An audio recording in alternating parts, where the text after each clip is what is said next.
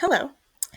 Today I am going to be sharing my presentation and my kindergarten lesson called Measure the Zoo. I have an I can statement here which says I can compare objects by their length.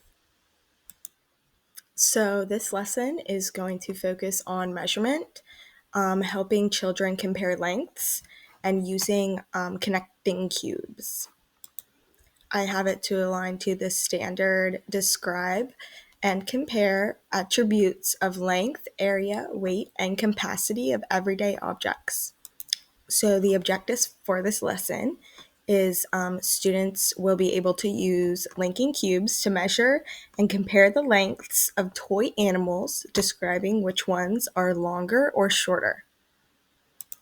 So the materials we are going to need for our lesson are linking cubes, which is going to be used as almost like a ruler for the students to measure each animal. So they could put each cube up to their animal and then add another one and another one until they get the complete length of the animal. And then we have the toy animals, which my idea to do these with were the small, like plastic or silicone animals that you can find like at the toy store. And a lot of the times they make, like elephants, like a certain length. And then, they could, since they're bigger, the students will have something to actually measure. And then they will also be able to use things that are smaller, like maybe say like a toy turtle or like a toy snake. And then over here on the right, I have a zookeeper's measurement adventure sheet. And on it has the directions, and then it has a picture of each animal that the student would be measuring. And then under the animal is a line where they would put how many cubes long it was. And I wouldn't have them measure the pieces on the paper. I would have toy animals set up on their desks for them to physically measure, and then they can, use like they have a toy giraffe, so they'll put the length of the toy giraffe under the giraffe picture. So the hook, my idea is to introduce the zoo problem. So basically, I will tell the students, oh my goodness, our zookeeper needs help. The animals' cages got all mixed up. So we have to figure out which animals will fit and which ones will not to see, depending on how long or short they are, if they will fit in their cages. And before that, I would plan to maybe show a video of like a zoo tour, or even like just looking up what it looks like how they live in their enclosures. So first, I will model measuring the animals with the cubes.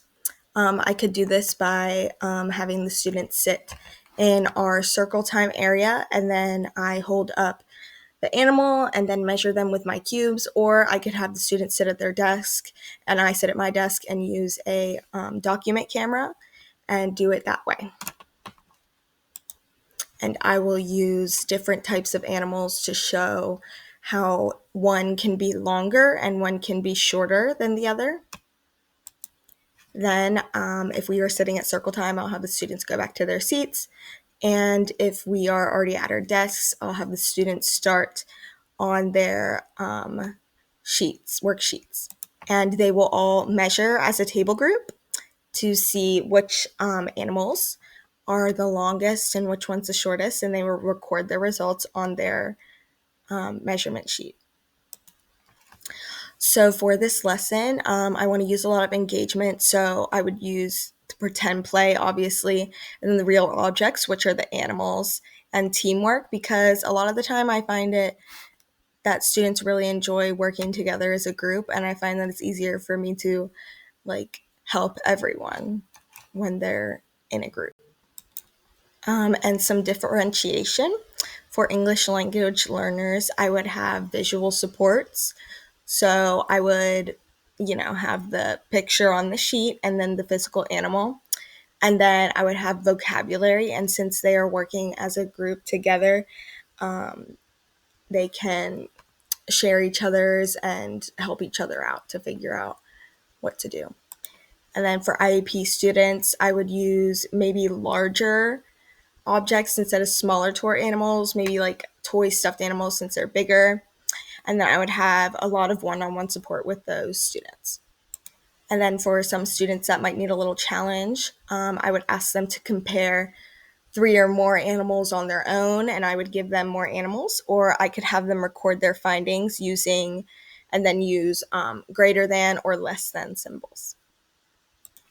So once we are all done with our activity, I would plan for these students to either, if we did circle time, I would have them come back to the carpet and bring their papers, and we would review all of our answers on our papers, or I would use a document camera and then we would review all of our answers that way.